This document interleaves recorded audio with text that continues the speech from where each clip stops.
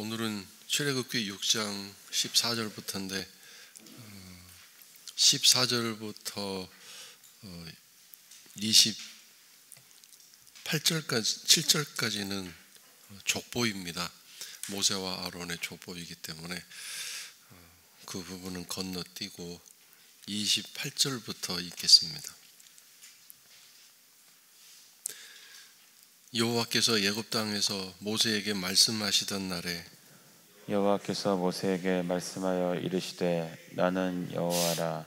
내가 내게 이르는 말을 너는 애굽 왕 바로에게 다 말하라. 모세가 여호와 앞에서 아뢰되 나는 입이 둔한 자유오니 바로가 어찌 나의 말을 들으리이까. 여호와께서 모세에게 이르시되 볼지어다 내가 너를 바로에게 신같이 되게 하였은즉 내 형 아론은 내 대언자가 되리니 내가 네게 명령한 바를 너는 내 형 아론에게 말하고 그는 바로에게 말하여 그에게 이스라엘 자손을 그 땅에서 내보내게 할지니라. 여러 큰 심판을 내리고 내 군대 내 백성 이스라엘 자손을 그 땅에서 인도하여 낼지라. 내가 내 손을 애굽 위에 펴서 이스라엘 자손을 그 땅에서 인도하여 낼 때에야 애굽 사람이 나를 여호와인 줄 알리라 하시매 모세와 아론이 여호와께서 자기들에게 명령하신 대로 행하였더라. 그들이 바로에게 말할 때에 모세는 80세였고 아론은 83세였더라.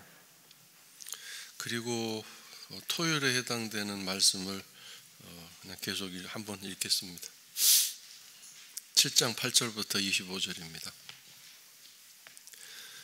여호와께서 모세와 아론에게 말씀하여 이르시되 바로가 너희에게 이르기를 너희는 이적을 보이라 하거든 너는 아론에게 말하기를 너의 지팡이를 들어서 바로 앞에 던지라 하라.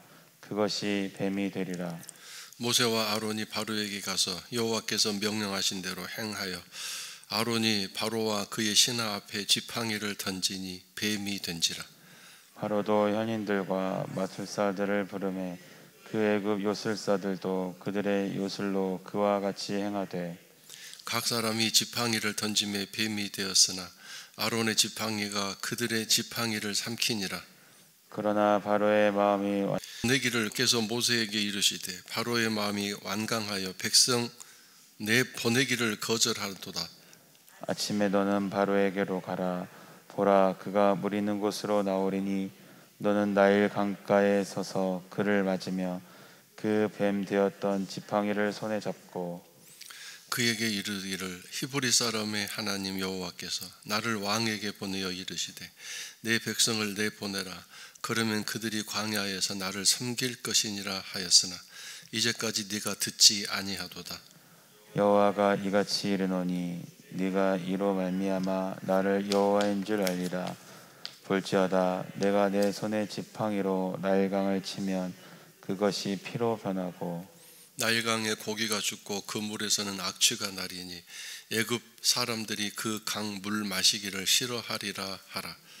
여호와께서 또 모세에게 이르시되 아론에게 명령하기를 내 지팡이를 잡고 내 발을 애굽의 물들과 강들과 운하와 못과 모든 호수 위에 내밀라 하라. 그것들이 피가 되리니 애굽 온 땅과 나무 그릇과 돌 그릇 안에 모두 피가 있으리라. 모세와 아론이 여호와께서 명령하신 대로 행하여 바로와 그의 신하의 목전에서 지팡이를 들어 나일강을 치니 그 물이 다 피로 변하고 나일강의 고기가 죽고 그 물에서는 악취가 나니 애굽 사람들이 나일강 물을 마시지 못하며 애굽 온 땅에는 피가 있으나 애굽 요술사들도 자기들의 요술로 그와 같이 행함으로 바로의 마음이 완악하여 그들의 말을 듣지 아니하니 여호와의 말씀과 같더라. 바로가 돌이켜 궁으로 들어가고 그 일에 관심을 가지지도 아니하였고 애굽 사람들은 나일강 물을 마실 수 없으므로 나일 강가를 두루 파서 마실 물을 구하였더라. 여호와께서 나일강을 치신 후 이레가 지나니라. 이제 아론과 모세가 어떤 조상들을 두고 있는지를 그래서 여기 소개하고 있는데 아론은 레위 지파 후손이다, 제사장 지파의 후손이라는 것을 정통성을 이렇게 여기서 밝히고 있습니다. 이제 두 사람이 하나님의 인도하심을 따라서 이제 드디어 재앙을 내리기 시작하는데, 계속해서 이 바로 앞에 이 아론과 모세가 나아가서 말하는 걸 보면 참 어떤 측면에서 이해가 안 되는 부분이 있죠. 우리 같으면 와서 쓸데없는 소리를 하는 아론과 모세를 더 이상 안 만나줄 것 같은데 계속 바로가 만나주고 있지 않습니까? 그냥 원하는 대로 바로 왕궁에 들어가서 말을 전하고, 사실 어떻게 보면 왕에게 협박하고 또 공갈하는 측면으로 바로 왕은 이해할 수 있는데, 이 아론과 모세를 계속 만나주고 있습니다. 자, 그 다음에 또 하나님은 계속해서 모세에게 말씀하십니다. 아론에게는 얘기하지 않고 모세에게 말씀하십니다. 모세는 또 아론에게 전달해서 아론과 모세가 함께 바로 왕에게 가지만 말하는 사람은 아론이 말을 하죠. 자, 그 다음에 29절에 하나님이 말씀하시죠. 이렇게 말해라. 나는 여호와다. 그래서 내가 너에게 이르는 바를 너는 애굽 왕 바로에게 다 말하라. 이 다 말하라라는 말은 두 가지 뜻이 있습니다. 한 가지는 하나님이 하시는 말씀 중에서도 도대체 꼭 이 말을 해야 하나 하는 그런 말이 있을 수 있겠죠. 논리적으로 이성적으로 좀 안 맞는 얘기라든가. 그 다음에 두 번째는 하나님이 하신 말씀 외에 또 뭔가 설명을 더 붙이고 싶고 자기 감정적으로 뭔가 어떤 말을 더 하고 싶을 경우가 있지 않겠습니까? 그런데 그런 것은 절대로 하지 말고 내가 너에게 전해준 말, 꼭 그 말만 하라. 그런 의미가 담겨져 있습니다. 하나님 말씀은 언제나 우리가 더 이상 거기에 덧붙이거나 또 거기에 뺄 수는 없습니다. 마음에 안 든다고 빼거나 또 내가 하고 싶은 이야기가 있다고 해서 거기에 덧붙이면 안 되는 거죠. 모세는 앞에 계속 그런 경험을 했기 때문에 30절에서 다시 한번 또 거절합니다. 나 못 갑니다. 안 갑니다. 나는 입이 둔한 자입니다. 어찌 나의 말을 듣겠습니까? 하나님이 계속 네가 말하는 게 아니라 아론이 말한다. 그런데 또 계속 모세는 나는 입이 둔한 자입니다. 내가 어찌 나의 말을 듣겠습니까? 이렇게 자꾸 거절합니다. 이걸 보면 이 모세가 지금 아론에게 말을 전달하는 것조차도 지금 싫어하고 또 기분이 좀 별로 안 좋은 것 같습니다. 아론도 이 모세의 말을 듣기를 좀 싫어하는 걸 보였는지 가서 말 전달했더니 별로 좋은 효과도 나타나지도 않고 백성들에게 저주의 대상이나 되고 앉아 있으니 별로 내키지 않은 것 같고, 그렇다고 모세는 순종하겠다고 했지만 자기는 또 제대로 하나님이 하신 그 말씀조차도 제대로 전달하기 입이 뻣뻣한 사람이다라고도 할 수 있고, 또 그 하신 말씀을 잘 이해하고 바로를 설득해야 하는데 그것을 설득할 만한 자기는 언변이 없다, 뭐 이런 여러 가지로 정말 가서 말하기 싫은 그런 아주 반항을 하나님에게 했습니다. 오늘 우리들의 신앙도 언제나 참 순종이라는 게 얼마나 어려운가를 다시 한번 깨닫습니다. 하나님 말씀대로 순종한다는 것. 하나님은 모세를 계속 설득하시죠. 7장 1절에서 거기 볼지어다라는 말이 있잖아요. 모세에게 이르시되 볼지어다. 자, 잘 들어라. 제발 좀 그러지 말고 내 얘기 좀 들어다오. 그런 뜻입니다. 볼지어다. 하나님이 지금 얼마나 이 모세를 마치 여러분이 어린 자녀를 잘 이렇게 설득시키려고 예를 쓰는 것처럼 하나님이 그 모세를 향해서 이렇게 계속 설득해 가십니다. 몇 번 말씀드렸듯이 하나님은 원래 우리가 다른 성경에서 보면 이렇게 자상하신 분이 아닌데 믿음에 관해 있어서는 참 자상하신 분입니다. 우리가 믿음을 제대로 갖고 성장하도록 하기 위해서 여러 가지 방법으로 우리를 이끌어 가십니다. 말씀으로 하실 수도 있고 우리의 여러 가지 신체적인 부분에서 순종하도록 우리의 신체를 손대실 수도 있고 우리가 사랑하고 아끼는 것들을 손대시면서 자, 내 말 좀 들어라 라고 주목하도록 하기 위해서 그런 것들을 손대실 수도 있습니다. 가장 제일 좋은 방법이 뭡니까? 말씀을 듣고 그 말씀을 따라 믿음이 커져가는 것. 절대적으로 우리는 우리의 수고와 노력으로 우리의 믿음 커질 수 없습니다. 오직 하나님의 도우심과 인도하심을 통해서만이 우리가 믿음이 커진 것을 경험할 수 있는데 어떤 것이 제일 좋다고요? 말씀입니다. 말씀을 듣고 말씀을 통해서 믿음이 커져가는 것. 말씀을 듣고 있고 내가 믿겠습니다 해서 믿음이 커져가는 게 아니라 말씀에는 능력이 담겨져 있습니다. 하나님 말씀에는. 우리가 좋은 책을 읽으면 그 책에서 감동을 받죠. 근데 그것은 그 정도로 끝나는데 하나님 말씀은 이 말씀 자체에 보이지 않는 강력한 하나님의 힘이 능력이 담겨져 있습니다. 그래서 정말 말씀을 사모하는 마음으로 말씀을 순종하겠다는 마음으로 말씀을 읽고 있으면 묵상하고 있으면 그 말씀의 능력이 내 안에 들어와서 나를 말씀대로 살아갈 수 있도록 이끌어 가실 수 있습니다. 말씀 자체는 막 힘이 있기 때문에 운동력이 있기 때문에 마음껏 내 온 마음 구석구석을 다니면서 옳지 않은 거 다 끄집어내주고 고쳐주시고 우리가 하나님 말씀대로 살아갈 수 있도록 새 힘을 주신다고 히브리서에서 말씀하고 있지 않습니까?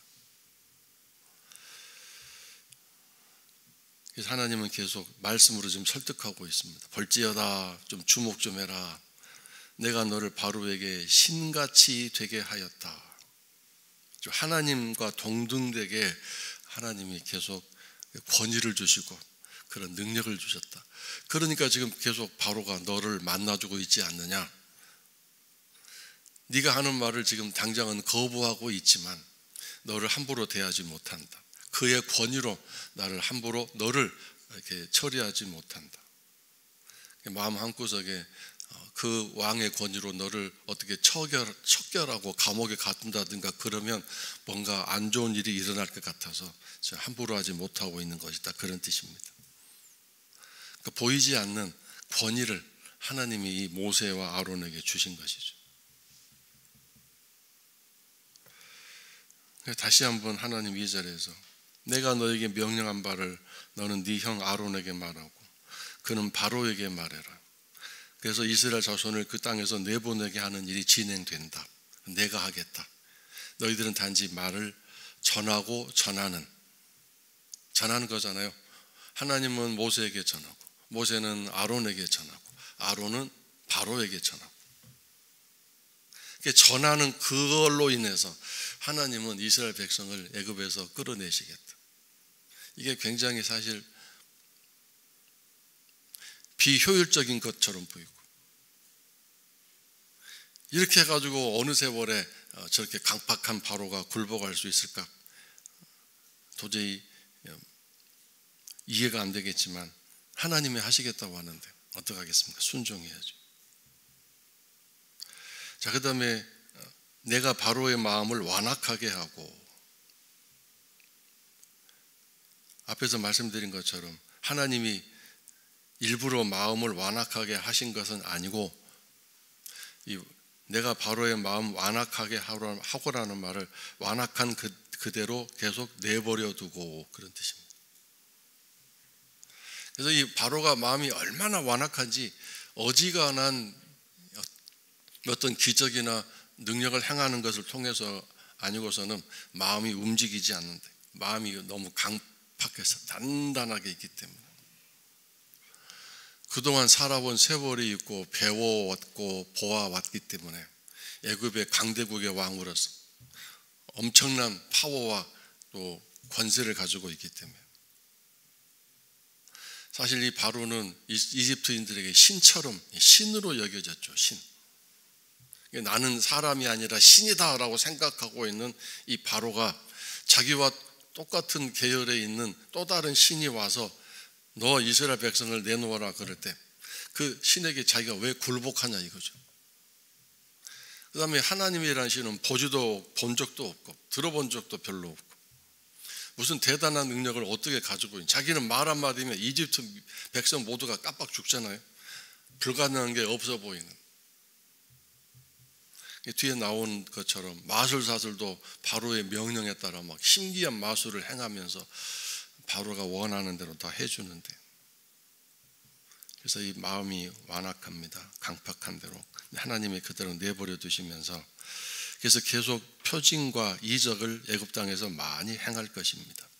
자, 이 부분에서 오늘 우리는 심각하게 우리들의 신앙의 이 좌표를 다시 한번 잘 정해야 되겠습니다. 하나님이 표징, 이적, 이걸 한마디로 말하면 기적이죠. 기적을 왜 많이 행하신다고요? 바로의 마음이 완악하기 때문에 그래요. 완악하지 않으면 어떻게, 아는 상태였으면 어떻게 될까요? 말씀 한마디면 그냥 될 거 아니에요. 그러니까 오늘 우리가 좀 기적이 많이 일어나면 내가 정말 믿음도 좋아지고 내 인생에, 내 삶에 막 하나님의 능력이 나타나는 일들을 통해서 정말 하나님의 살아계심을 내가 온천하 만민에게 전할 수도 있고, 내가 하나님을 정말 사랑하는 일을 열심히 할 수 있는데 왜 내 삶에는 기적이 안 일어나나? 왜 그 능력 좀 행하여 주셔서 정말 하나님의 살아계심을 내가 확실히 알 수 있도록 좀 나에게 그런 확증을 주셨으면 좋겠는데 라고 얘기하고 또 생각하는 경우가 있는데, 우리가 바로처럼 살기를 원합니까? 아니면 정말 믿음이 좋아서 말씀만 하면 예 알았습니다라고 순종할 수 있는 사람인지, 여러분 어떻게 해야 되겠습니까?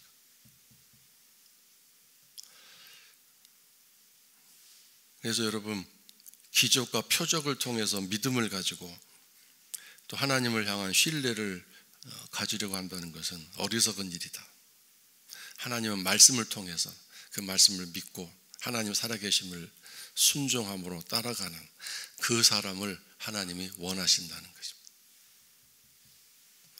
그리고 여기 알 수 있듯이 표적과 기사를 뭐 해요? 많이 행하여야 된다. 많이 행하여야 그 완악한 바로가 그때서야 마음이 좀 움직여진다, 그 뜻입니다. 여러분과 나는 기적 하나만 행하여 주셔도, 내가 지금 힘들어하고 있는 이 문제 하나만, 또 내가 원하는 거 뭐 하나만 해결해 주시면 나는 진짜 내 평생 좋은 믿음 가지고 살 텐데 이렇게 생각할지 모르지만 그거 효과 한 달도 못 갑니다. 한 달은 뭡니까? 일주일도 안 갈 거요. 기적을 통해서 일어나는 뭔가 감동, 어떤 결심, 말씀을 통해서 우리 마음이 바꾸고 변화되어져야 됩니다. 말씀을 통해서 나의 의지, 나의 생각이 그 말씀에 순종되고 복종되어지는 그 과정을 통해서만이 믿음이 제대로 성장할 수 있습니다.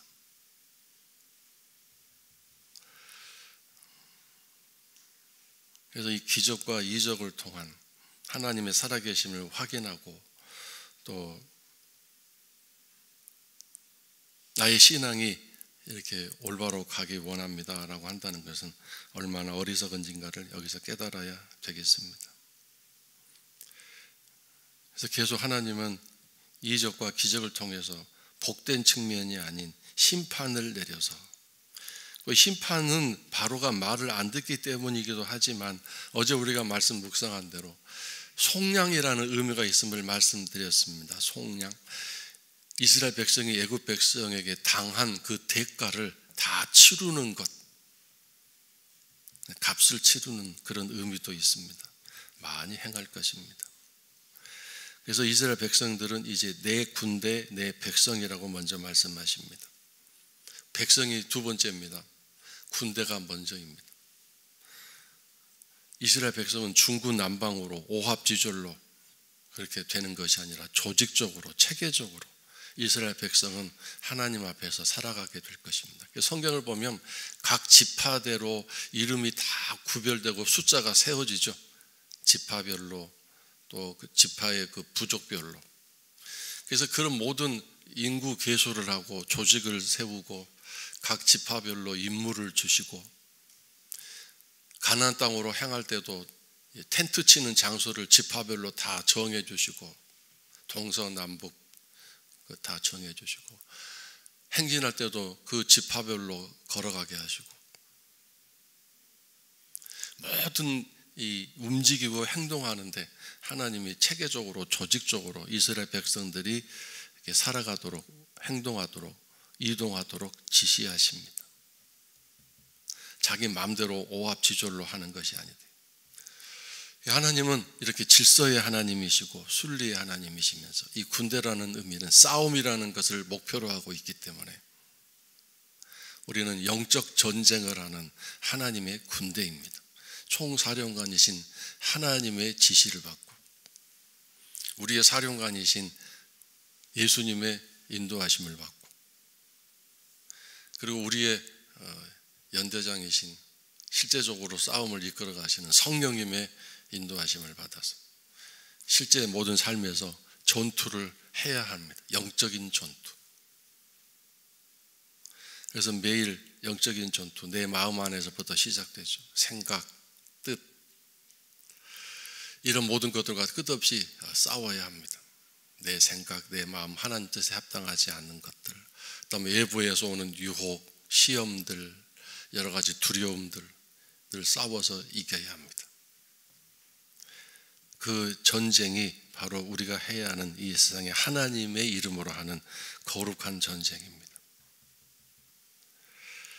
자, 그 다음에 이제 마지막에 하나님이 목표하시는 것은 이스라엘 자손이 그 땅에서 나오게 될 때 비로소 애굽 사람들이 하나님이 누구이신가를 알게 될 것이라고 그렇게 생각하고 계시고 계획하고 계십니다. 여기서 여호와인 줄 알리라, 이 말은 그들이 신앙을 가지고 하나님을 섬긴다는 뜻이 아니라, 이스라엘이 믿는 하나님이 저렇게 위대한 힘이 센, 우리 애굽의 신보다, 바로라는 신보다 훨씬 힘이 센 대단한 분이구나, 이렇게 인정하게 된다, 그런 뜻입니다. 하나님을 인정한다. 그래서 이 또 하나님의 설득을 듣고 6절에 모세는 하나님께서 명령하신 그대로 다 행하였습니다. 바로에게 계속 말을 가서 전달하는 거죠. 모세는 80세였고 아론은 83세였다. 자, 그리고 이제 바로에 가서 첫 번째가 아니라 어떤 맛보기 이적을 행하죠. 지팡이를 던져서 뱀이 되게 하는. 이 맛보기 이 기적에는 거기 바로가 데리고 있는 마술사들, 주술사들도 똑같이 지팡이를 던져서 뱀이 되게 합니다. 놀라운 일이죠.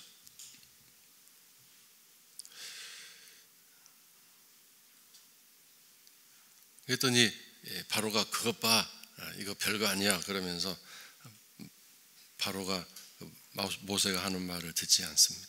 맛보기 첫 번째 이적 실패가 됐습니다.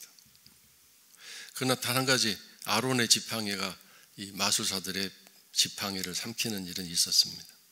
그러나 그 별거 아니라고 생각했겠죠.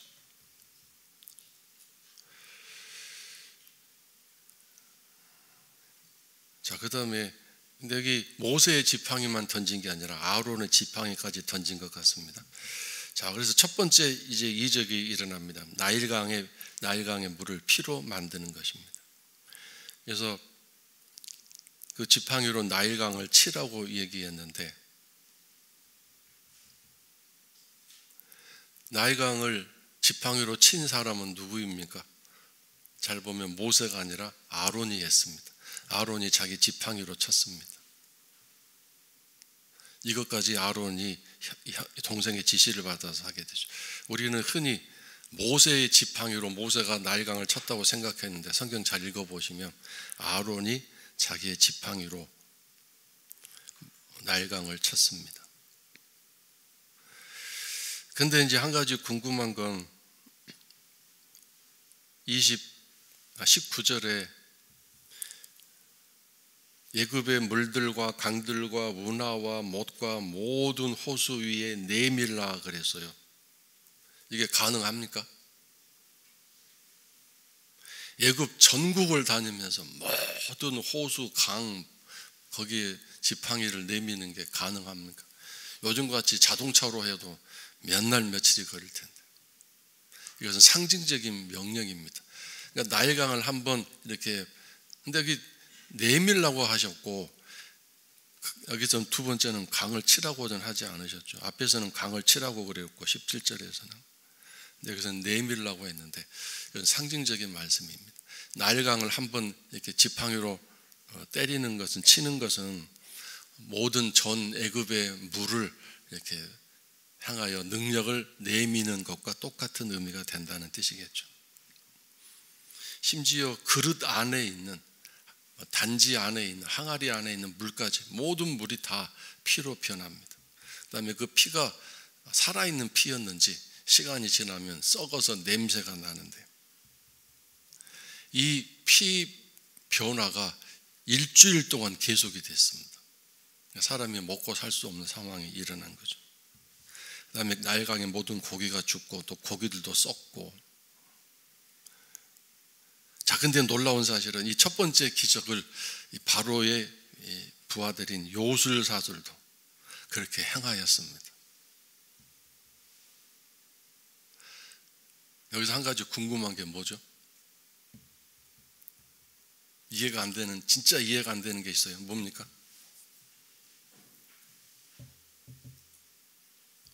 이미 모세와 아론을 통해서 애굽 전역의 물이 다 피로 변했는데, 그 뒤 이어서 마술사들도 물이 피로 변하게 했다는데 무슨 물을 가지고 피로 변하게 했는가? 여러분 좀 이해가 안 되죠? 바로 왕궁에 피로 변하지 않은 물이 남아 있었는지 좀 이해가 안 되는데, 어쨌든 그런 일을 했다, 그 뜻입니다. 어쨌든 첫 번째 이적, 마술사도 맛보기 마술과 첫 번째 이 피로 변하는 이 놀라운 엄청난 일을 마술사도 따라 행하니까 바로가 관심도 없고, 바로가 모세의 말도 듣지 않고 그냥 궁 안으로 들어가 버리고. 그러니까 이 바로는 얼마나 나쁜 인간인지, 그로 인해서 모든 백성들이 먹고 살 수가 없는 상황이 됐는데 신경도 쓰지 않습니다. 완악하면 이렇게 놀라운 기적 앞에서도 하나님을 인정할 수 없는 이런 일들이, 사실 진짜 기적이 뭡니까? 마음이 변화되지 않는 것. 저는 이것이 진짜 세상에서 가장 강력한 기적이라고 생각합니다. 오늘도 여러분은 기적의 사람으로 되고 싶습니까? 여러분의 마음이 변화되지 않는 것, 세상에서 기적 중에 기적이라고 생각하는데, 그런 기적은 있어서는 안 되겠죠. 하나님의 능력, 말씀이 내 안에 들어와서 내 모든 삶, 내 모든 감정, 내 모든 생각을 통치하시고 이끌어 가시는, 거기에 순종되게 되는 것. 그러므로 여러분, 기적 중에 기적이 마음이 움직이지 않는 건데, 마음이 움직여지는 건 뭐예요? 기적 중에 기적 중에 기적 아닐까요? 이 세상의 최고의 기적, 내 마음이 움직여지는 것, 하나님 말씀에 움직여지는 것. 이 온 우주 공간에서 가장 최고의 기적이라고 생각합니다. 오늘도 그런 놀라운 최고의 기적이, 하나님 말씀에 마음이 움직여지는, 순종되어지는 그 기적이 일어나서 하나님을 기쁘게 하고 하나님을 찬양드리는 복된 삶이 되시기를, 또 주말이 되시기를 주의 이름으로 축원합니다.